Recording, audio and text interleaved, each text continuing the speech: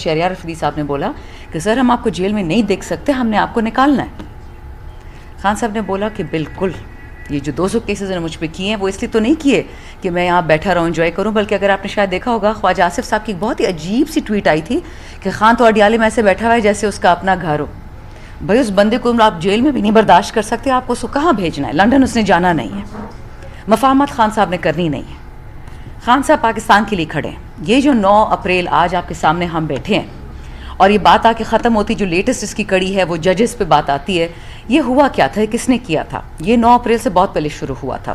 ارباب صاحب ہیں, ہم سارے کالیگز یہاں بیٹھے ہوئے ہیں, ہم میں سے ہر کسی کے پاس ڈفرینٹ لوگ آئے, ہمیں پیسوں کی آفر ہوئی, پوزیشنز کی آفر ہوئی, پارٹی کی آفر ہوئی, منسٹریز کی آفر ہوئی کہ جی آپ پارٹی چھوڑ کے چلے جائیں کیونکہ خان صاحب کو ہم ختم کرنے لگے ہیں. جس طرح جنید اکبر نے بولا, خان صاحب پہ کانٹا لگانے لگے ہیں.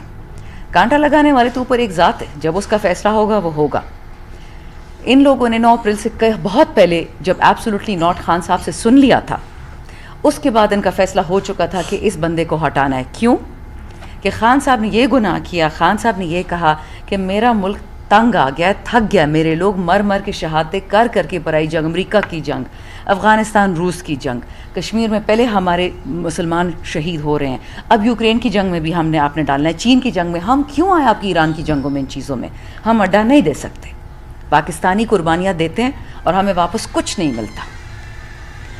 اس کے بعد سے ان کی نیچرلی اب پلان بن گیا کہ خان کو ہٹانا ہے. ایک بہانہ, دوسرا بہانہ, اگر گھر کے لوگ ساتھ نہ ملے تو خان کو کوئی نہیں ہٹا سکتا تھا, یہ سب کو پتہ ہے.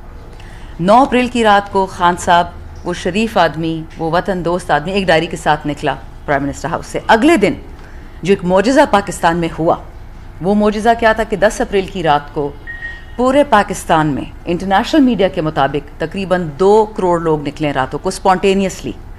ایسی جگہات میں نکلے جہاں ہماری کوئی تنظیم بھی نہیں ہے. لڑکانہ میں لوگ کیسے نکلے, سکھر میں کیسے نکلے, کسی کو یقین نہیں آ رہا تھا کہ ملک جس طرح ارباب شیر علی نے بتایا کہ 6% گروتھ کر رہا تھا, آپ کی ریکارڈ برآمدات ہو رہی تھی, ریکارڈ آپ کا جی ڈی پی تھا, ریکارڈ آپ کے ریمیٹنسز آ رہی تھیں.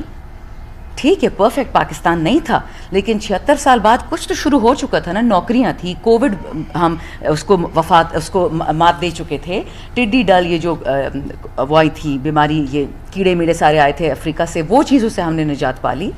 تو پھر آپ نے کاہے کو ملک کو ہٹایا؟ ضرورت کیا تھی خان کو ہٹانے کی؟ وہ سمجھ آ گیا کہ بیرونی آقا کو خوش کرنا تھا, بائیڈن ایڈمنسٹریشن کو خوش کرنا تھا. اس کی دوسری کڑی اگر آپ کو یاد ہے, ہم یہاں پہ آئے, ہم نے سائفر کیس پہ بات کی, ڈونلڈ لو نے کانگریس کے سامنے جھوٹ بولا ہے, اب اس کو سینٹ دوبارہ بلا رہی ہے اور کوشش پہ کوشش کری اسٹیٹ ڈپارٹمنٹ کے ڈونلڈ لو سینٹ کے سامنے نہ جائے, کیونکہ اس کو پوچھا جائے گا کہ آپ نے جھوٹ کیوں بولا.